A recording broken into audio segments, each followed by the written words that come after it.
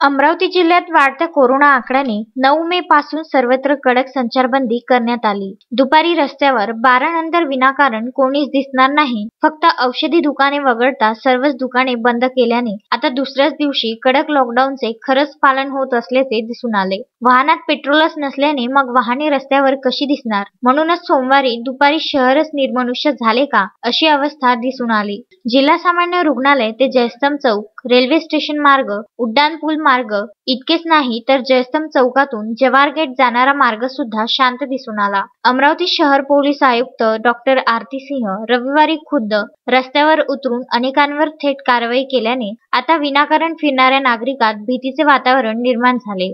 प्रत्येक पेट्रोल पंपावर एक पोलीस कर्मचाऱ्याची नियुक्ती करून अतिआवश्यक नागरिकांनाच पेट्रोल देण्याचे आदेश दिल्याने पेट्रोल असोसिएशनने शासनाला साथ दिली। यामुळे सोमवारी शहरात विनाकारण फिरणाऱ्यांची गर्दी दिसून आली नाही। अतिआवश्यक बाहेर पडणाऱ्या नागरिकांनी सुद्धा महत्त्वाचे कागदपत्र जवळ ठेवूनच बाहेर पडले। खरेच या आदेशाचे पालन अशाच पद्धतीने 15 मे पर्यंत होईल का? की काही दिवस नियमांचे पालन नंतर जैसे थेची परिस्थिती निर्माण तर होणार नाही ना?